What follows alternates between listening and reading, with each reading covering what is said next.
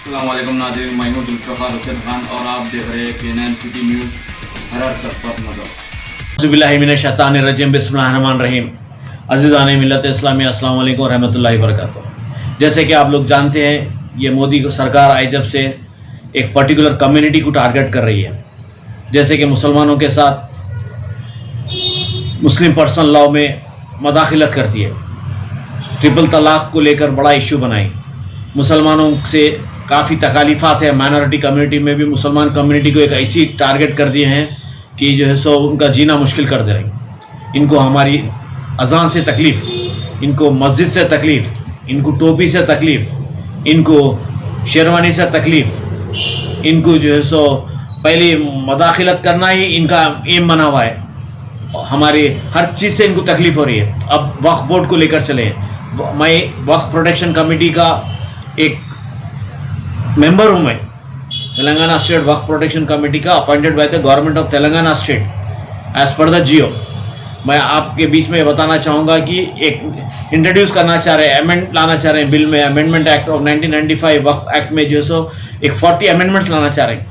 जैसे कि वक्फ प्रॉपर्टी है तो कलेक्टर्स के साथ, कलेक्टर के पास रजिस्टर हो जाना, ट्रांसपेरेंसी लाना चाह रहे कहते, फिर अकाउंटेबिलिटी लाना चाह रहे हैं। क्या दूसरे डिपार्टमेंट्स नहीं है? क्या वक्फ बोर्ड ही रहेगा जो वक्फ बोर्ड के पीछे पड़े हुए और वक्फ बोर्ड के जो सो पावर्स को ख़त्म करना चाह रहे हैं? जबकि ऑलमोस्ट 30 वक्फ बोर्ड से हिंदुस्तान में, property worth lakhs of crore से, लेकिन इसका रेवेन्यू जो जनरेट हो रहा है ओनली 200 करोड़ से। बड़े अफसोस से कहना पड़ रहा है कि 200 करोड़ रुपए एक मामूली हैदराबाद के बिजनेसमैन का एनुअल आमदनी है, 200 करोड़ रुपए, जबकि लैक्स करोड़ ऑफ प्रॉपर्टीज है पूरे हिंदुस्तान में। 8 लाख एकड़ ज़मीन है हिंदुस्तान में। वैसी ज़मीन को जो है सो उसको बड़े लैंड शार्क्स, वक्फ के लुटेरे हैदराबाद में ही करोड़ों रुपए जो है सो वक्फ के प्रॉपर्टीज़ के कब्जा करके बैठे हुए। Being a Waqf protection committee member, इंशाल्लाह ताला हम लोग जो है सो कल हमारी मीटिंग भी है कलेक्टर साहब से और कमिश्नर ऑफ पुलिस से मीटिंग है वक्फ के ताल्लुकात से। तो इसमें जो है सो ऐसा चेंजेस लाना चाह रहे हैं कि अकाउंटेबिलिटी और ट्रांसपेरेंसी लाना चाह रहे हैं।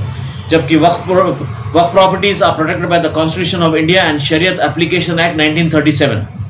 ये ऑलरेडी प्रोटेक्टेड है। We will not accept the intervene of Modi government any changes in the Waqf property. ये कई हदीसों का रेफरेंस देते हुए आ रहा है। Waqf property depends on several hadith, numerous hadith है इसमें। Waqf property is protected by the constitution of India and Shariat application act 1937। तो ये हर एक की जिम्मेदारी होती है। खासतौर से एम इनखला पार्टी इसको स्ट्रेट अवे रिजेक्ट करती है। Any amendments in Waqf property is nothing but intervention in the Muslim personal law. Uniform civil code भी लाना चाह रहे हैं, इस तरीके से अमेंडमेंट्स लाना चाह रहे हैं। Government can not bring any amendments after the if there is any change in the nature and status of the waqf property. They cannot bring any amendments if there is a change in the status and the nature of the waqf property. तो मैं आपको बताना चाहूँगा कि इतना कम जो है सो revenue generate हो रहा है। तो ऐसे हालात में जो है सो आप देखिए, आप दिल्ली में जो है सो ऐसे कई मस्जिदां हैं, कई दरगाह हैं जो कि वक्फ के तहत छोड़ के वहाँ की गवर्नमेंट जो है सो उसको मैनेज कर रही, बोलकर उसको कई प्राइवेट लीज दे रहे हैं वहाँ पर। तो इस तरीके से जो so no Muslim, neither Muslim nor anybody will accept the intervention in Waqf properties, any amendments which is going to be likely introduce in the parliament. तो मैं आप लोगों को ये बताना चाहूँगा कि अब इलेक्शन आ रहा है महाराष्ट्र में, जम्मू एंड कश्मीर में, जहाँ जहाँ इलेक्शन आ रहा है, ये एनडीए सरकार और उनकी बी टीमों को हराना चाहिए, उनके साथियों को, उनके अलाई पार्टनर्स को।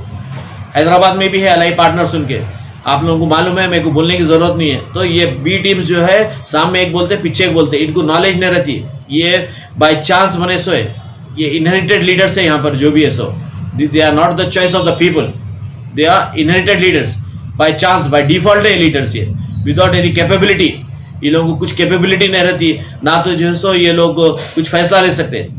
तो इस तरीके से जो है सो आने वाले इलेक्शन में महाराष्ट्र के, जम्मू एंड कश्मीर में और मजीद जो भी इलेक्शंस आएंगे वो इलेक्शंस में इनको बता देना कि अगर मुस्लिम कम्युनिटी के साथ इतना परेशान करेंगे, मॉब लिंचिंग करेंगे मुसलमानों के साथ, इनके माँ और बहनों की इज्जत और आबरू लूट ली जाएंगी, उनके मस्जिदों को तोड़ दिया जाएगा, बुलडोजर चला दिया जाएगा, तो ये कभी पावर में नहीं आएंगे, खुदा हाफिज़।